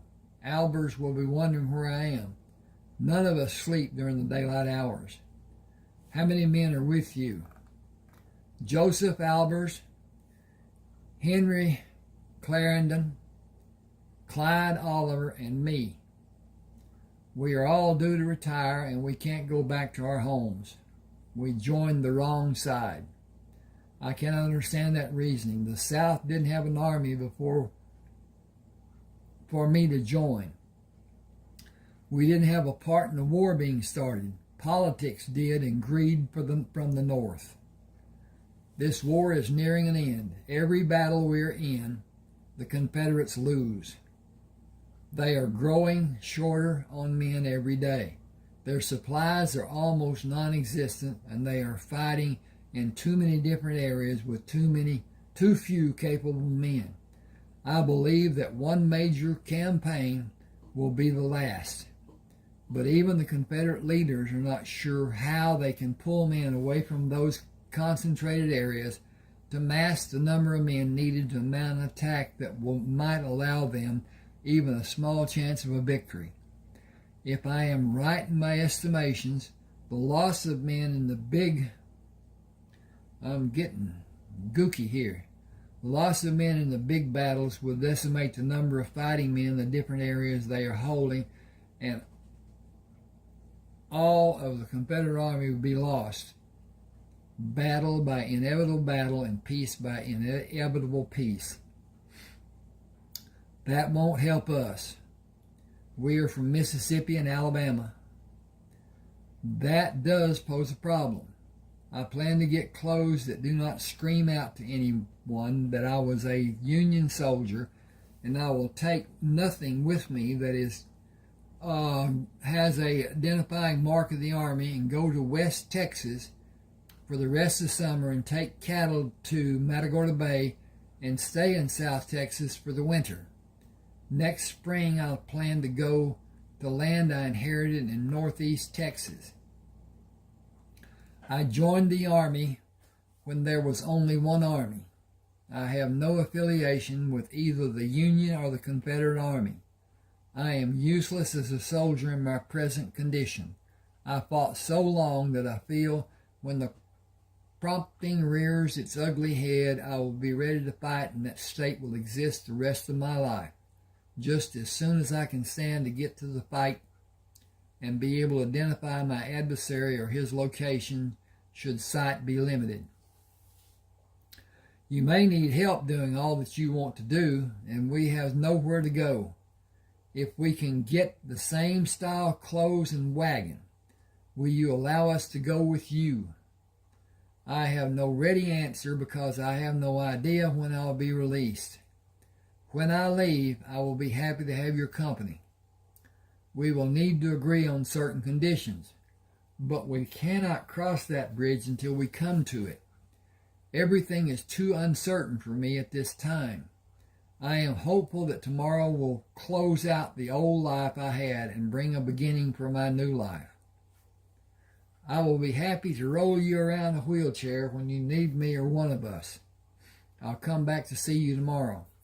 Thanks for coming. My curiosity is running away with me. I want to know what is in the wagon. I have a key. I don't have any idea what it fits. I was told to give it to you and you would know. I have no recollection of what a key might fit. That may not be the case once I am up and able to move around. I know I'll enjoy being in the sunlight, but I have no idea about when that may happen. Excuse me just a second. And, okay. All right, here's a break. Nurse Stanfield spooned a serving of scrambled eggs into Rayford's mouth. Breakfast will be your only meal before the sutures are done late this afternoon. Dr. McKitchney will anesthetize the areas and use forceps to pull the two edges together and suture them. You can have food after the sutures are placed if you want. You may delay eating if you feel nauseous. I do not think I will feel anything except relief that I will be able to move my head. That may not be possible. Dr. McKechnie will decide if that will be allowed. You have not shown any progress. What progress should I have shown? I am completely immobile. Your speech is the same. You have not asked questions about anything. You have not asked for anything. I am a soldier. I have been for the greater part of my life. Soldiers wait for orders. We never ask questions. I am anticipating getting out of this bed. When is the only question I have. Dr. McKechnie may not allow it today. If he does or if he does not, I will comply. Finish the rest of the eggs. I had all I want, thank you. Rayford heard footsteps in the hall. They stopped at the open door. I'm Clyde Oliver, sir. Will you be able to visit for a few minutes, sir? If you dispense with the title of sir, please. I am a patient, not an officer. No, sir, can't do that, sir. Come in and pull up a chair. I can do nothing more than what you have seen me do, but I am cognizant of my surroundings. I am fluent in the English language, and I can still have a fairly decent conversation. From your eloquent rejection of my request, I will hazard a guess that you are one of the men attached to the detail of men guarding my wagon and my possessions. I heard Nurse Stanfield leave the room. Will you obey an order? I must, sir. Come around to the bed on my right side. I am only able to look up, but I can hear your footsteps. Are you about 5'9"? Do you weigh about 185? You have not seen me. How can you know those things, sir? I heard you walking in the hall. Your strides indicate your height, and the heaviness of your footsteps is an indication of your weight. You are from either Alabama or Mississippi, and I would guess you have black hair with a thickening of gray. Can you see how the restraints on my wrist is tied? The restraint, not the restraint. Yes, sir. I will not order you to untie the restraints. I will ask you to do it in the one on my left wrist. Neither of them are necessary. Clyde loosened the restraint and finished freeing Rayford's right wrist, then moved around the bed and loosened the restraints from his left wrist. Rayford held his hands up to see them. I have wondered about the extent of my lack of ability to identify an object closer than the ceiling. I can see my hand perfectly. My near vision is obscure as I cannot distinguish the ceiling. My far vision is not affected because I can clearly see my arms and hands. I have not been restricted in movement for reasons that elude... Back up. I have been restricted in movement for reasons that elude me. I believe it is for the convenience of the nurses. I have no intention of doing anything to my head or the bandage on my head. They have an unwarranted fear that I might. Do you have a revolver with you? Yes, sir. Is it a 5-shot Colt? It is, sir. May I have it? Where do you want it, sir? Under the lowest pillow on my right side with the butt away from my head. I will not be treated like a criminal after the sutures are sewn in my scalp this afternoon. If I feel the need, I will leave this hospital and go to the wagon. The concern I have is I may not be able to walk normally due to the possible problems with balance. We are supposed to report any wish you have to General Grant. I do not believe that will be necessary. The threat to do it might be needed. How far are we from the camp? Less than 15 minutes by horseback, sir. We could have dinner with General Grant if you will join me. I don't think a sergeant qualifies to have dinner with the general. Not like a captain does. It is lieutenant, sergeant. I am a lieutenant. You are a captain, sir. When did I become a captain? I only know the orders we have are to serve and protect Captain Rafe Coleman and your possessions, sir. Will you please place the restraints on my wrists? Do you want them tied loose or tight? I am truly ambivalent about that because I do not want them. I suppose loose will be sufficient. I can hide the excess under my arms. I suppose being controlled.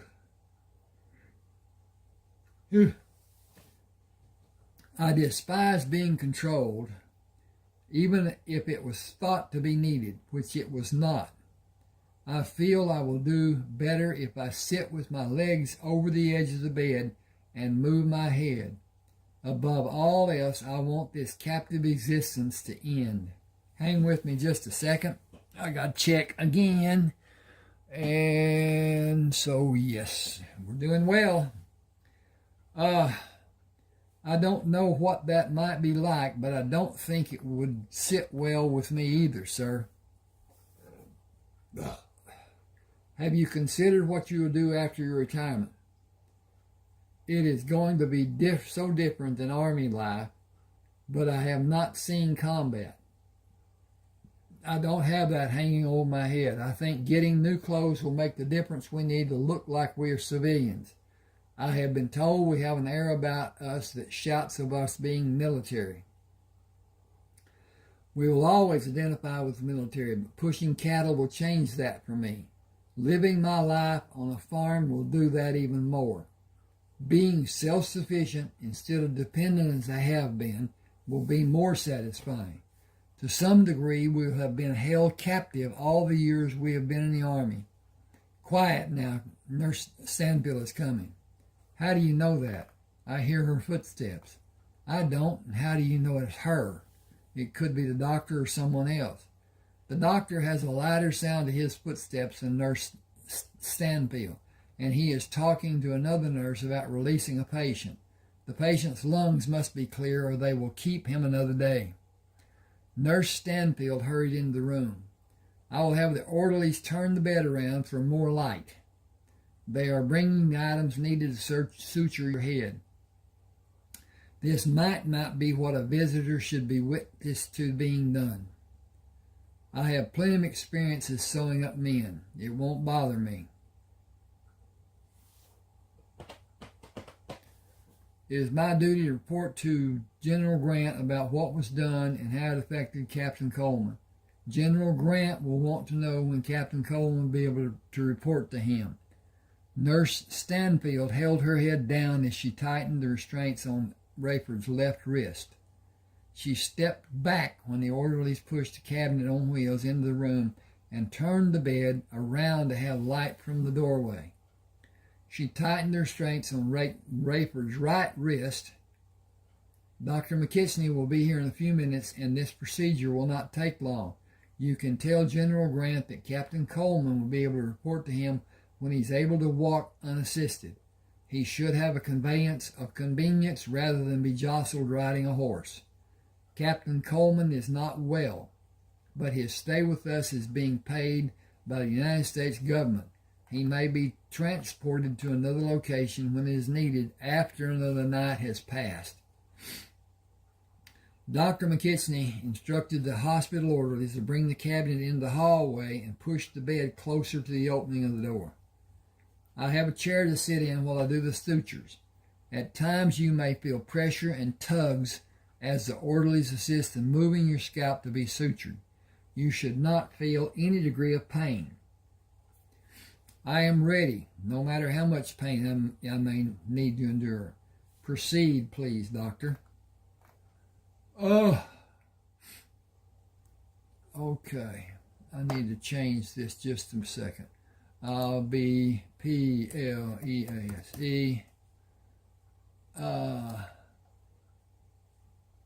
Okay. That's more better-ish. And then click this button, and click this button, and click this button, and click this button, and be done. I saved it. My eyesight is not what it should be. I'm getting a little double vision here. I don't know why, but at any rate, maybe that my blood sugar has gone down. I need some sugar to replace. I'll take care of that in a few minutes. At any rate, he watched. Okay. Rayford felt pressure as the orderly pushed the forceps against the pieces of cloth covering both sides of the wound and pulled the handles to close the gap between the skin edges. He did not feel the sutures Dr. McKitchney pushed, pulled, tied, and had the second orderly snip. He looked up at the orderly holding the forceps. Slowly take away the pressure you are exerting. Watch to see if the edges come apart. If that happens, pull the edges back together. He watched as the orderly slowly continued. Just like you are doing, continue slowly. The sutures are holding. You can release the forceps. That is a masterful job. Well done, everybody, especially you, Captain Coleman. I will apply ointment and a bandage. You are free to do as you like when that is done. Do be careful and do not be blindly optimistic. You may have sensory perception disorientation. Do you mean I may have double vision and vertigo and other maladies? In a nutshell, yes. But I have the freedom to move my head within reason.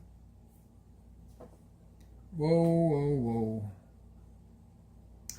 Okay, if I can find the cursor here, this should have a question mark there that is not there, but is now there. Okay. I will caution you to be patient. I am sure you will not. I will finish in a few seconds, and we will assist you in one activity of sitting up with your legs extended over the edge of the bed, with the calves of your legs against the edge of the bed. I have several questions to ask about this first experiment. He placed the last piece of tape on the bandage. Move the bed back against the wall and we will proceed. Captain, please allow the orderly's freedom to bring you to a position that you can move your legs over the edge of the bed and sit up. All of that should be done carefully and slowly. Hang on a second, I'm going to carefully and slowly check on my experimentation. He stood away from the bed and watched Rayford for indications of pain or distress. In an upright position sitting on the bed, Rayford moved his head down until his chin rested on his chest and held that position for a few seconds. So far, everything is working fine. Please maintain that position a little longer. How is your vision? My far vision is normal. Near vision has not returned to normal, but I believe it has improved slightly. Let them help you swing around and drop your legs over the edge of the bed with your hands flat on the mattress covering. When Rayford sat on the bed as the doctor instructed, he turned his head to look at Clyde. I am happy to see you, Sergeant.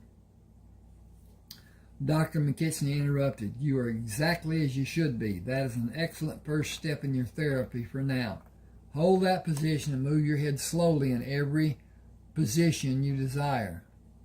Rayford looked at Nurse Stanfield, Dr. McKitchney, both the orderlies, and Clyde.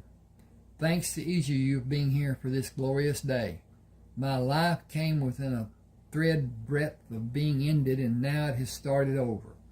All because a soccer helmet with layers of leather laid over and over and over that deflected a bullet intended to end my life. Is it possible for me to finally stand on my feet? Can I have that sign of progress?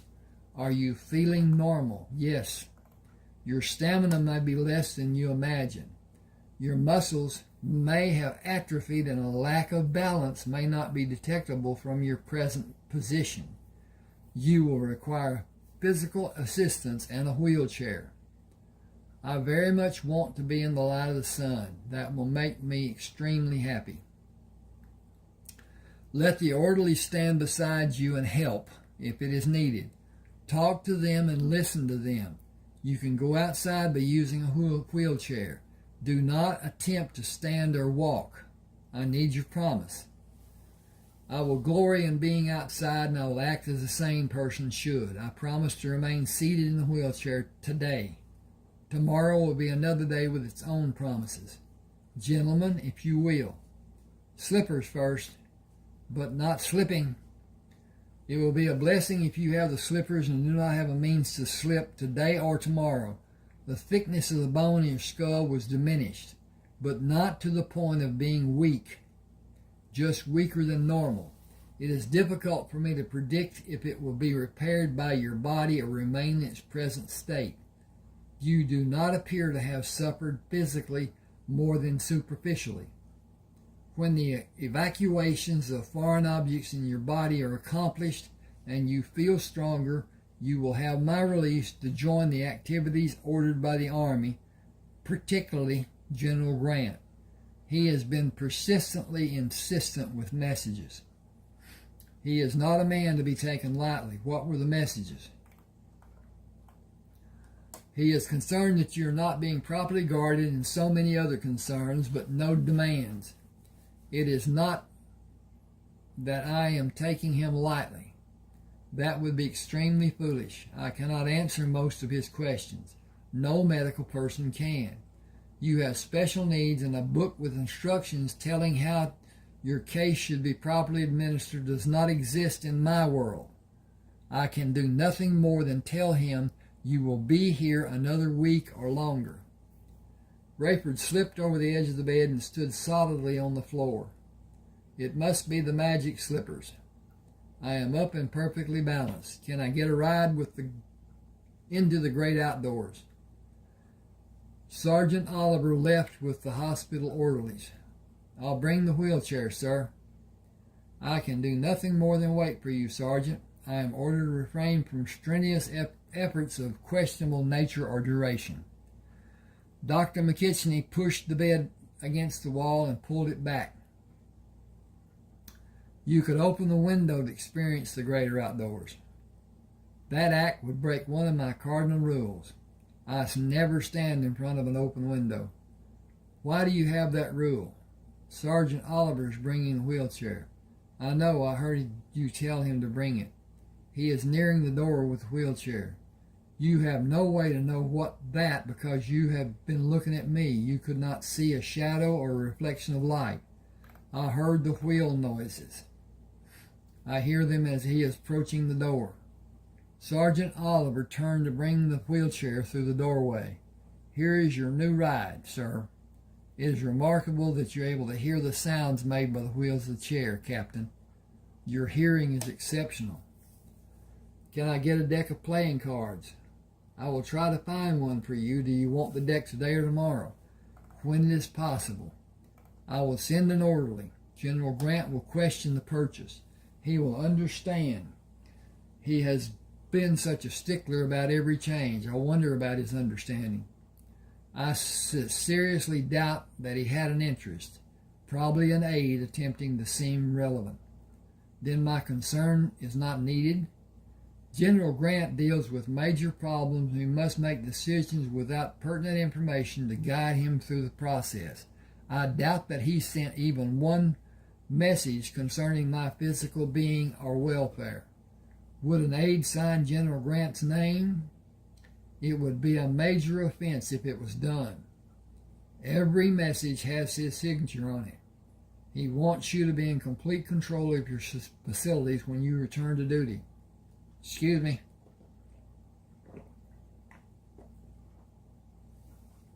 I cannot use the wheelchair today. I suggest that you do the surgeries today and tomorrow, beginning now. I have everything needed except the orderlies. Sergeant Oliver turned the wheelchair around. I'll be right back, sir. You will sleep with your new backside looking at the ceiling tonight.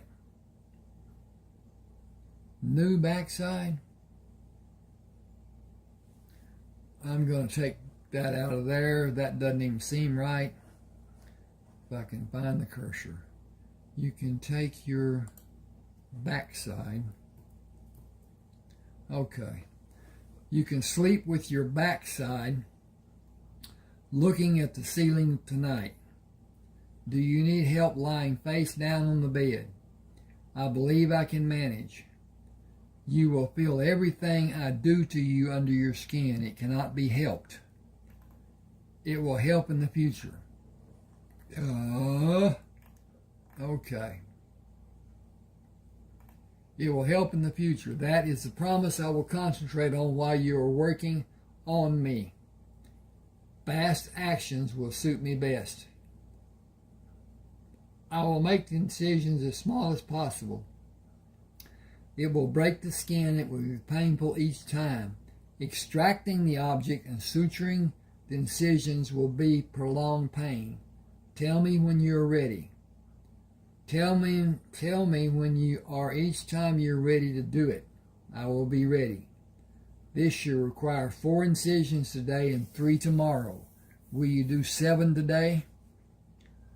I will sleep on my side if that is done.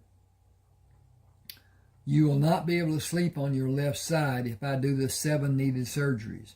I can do these 4 with you as you are and do the 3 with you on your right side. Do you want something to bite? I will get through if you will tell me what you're about to do. Prepare yourself. I am beginning the first of the 4 incisions. They should not produce a great amount of bleeding. Rayford did not move and remained silent while the cutting, probing, medicating, and the scissor snips of the final sutures. You did remarkably well. Can you roll over on your stomach and to your right side to allow the last 3 to be done? I will not make the incisions near or on the old scars, but over the objects. The deeper one is less than an inch under the skin and in the muscle. It will cause you the greatest pain. Rayford moved to be on his right side. Sergeant, I need to have a message taken to General Grant, telling him I will come to his tent early tomorrow morning. Dr. McKechnie nervously waves his hand. I cannot condone your traveling for 3 days. I am sutured and bandaged. We are waging war, Doctor. I am needed. I would go now if I could be there before evening comes. General Grant will leave this area the day after tomorrow for a campaign in the South. You will not be released to go with him. That leaves as my only prerogative to see him before he leaves. Okay, this is coming up on chapter 3. I'm going to end here and ask that you please subscribe, hit the like button, share if you will to people who like to read, and there's a fourth. Whatever. At any rate, if you want a book, send me an email at that address telling me what you want and we'll get together. All right, thank you for being with me. Do subscribe and like. That is so important. Thanks now.